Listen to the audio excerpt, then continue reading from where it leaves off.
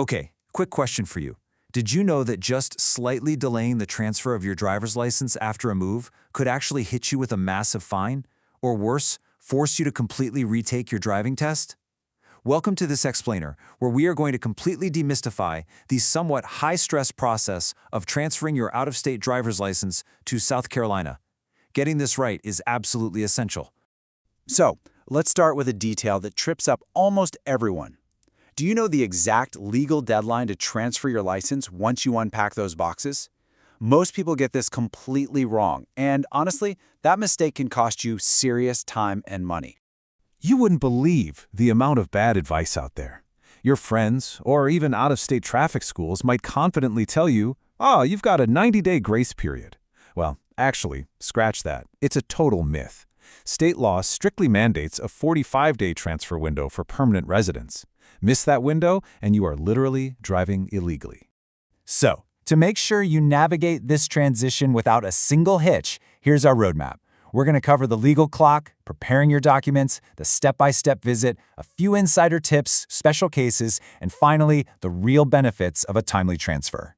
All right, Section 1, the legal clock. Let's understand your true deadline. The crucial number you need to burn into your memory is 45. You have exactly 45 days from the moment you establish permanent residency to transfer your license and vehicle registrations to South Carolina. That clock starts ticking the very day you move in. Operating your vehicle beyond this limit without even initiating the transfer, that directly exposes you to law enforcement citations and some really messy insurance disputes. Moving on to Section 2, preparing your documents. Success happens at home. Seriously, a smooth DMV visit begins at your kitchen table while you're gathering your paperwork. Now, depending on your citizenship status, you're going to want to track down one of the official DMV checklists. For U.S. citizens, that's Form MV-93.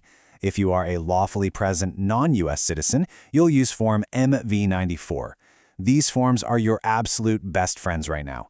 They make sure you have exactly what the clerk needs to see. Naturally, most folks want to secure a real ID for air travel.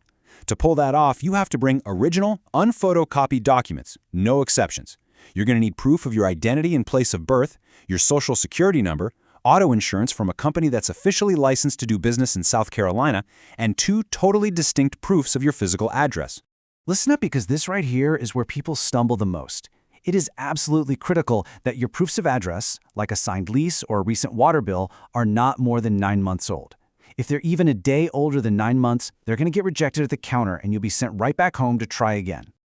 Okay, Section 3, the step-by-step visit. Executing the transfer. With your folder perfectly organized, it's time to handle the in-person logistics. The actual visit is a pretty straightforward 4-step dance. First, book your slot up to 21 days in advance on the SCDMV portal. Once you show up, you just present your original documents to the clerk, pass a quick in-person vision test, and hand over your old out-of-state card. They cancel the old one and hand you your shiny new South Carolina credential. Wondering about the cost? For a standard 8-year non-commercial driver's license, the fee is just an incredibly straightforward $25. Let's hit Section 4, Insider Tips. This is all about bypassing bureaucratic headaches and saving your valuable time. If you want to avoid standing in line for what feels like an eternity, strategically aim for a midweek appointment. Think Tuesdays, Wednesdays, or Thursdays. You also want to aim for mid-month. Completely steer clear of the end-of-the-month rush when everyone is panicking to renew their expired tags. And finally, avoid the lunch hour rush between noon and 2 p.m. because staffing is usually pretty light. Oh, and here is a massive pitfall you must avoid. If your out-of-state license has been expired for more than 9 months when you visit the DMV, South Carolina legally treats you as an unlicensed driver. That means you'll be forced to retake both the written knowledge test and the practical road test. Nobody wants to do that again. Next up, Section 5, Special Cases. This covers CDLs, international drivers, and the military.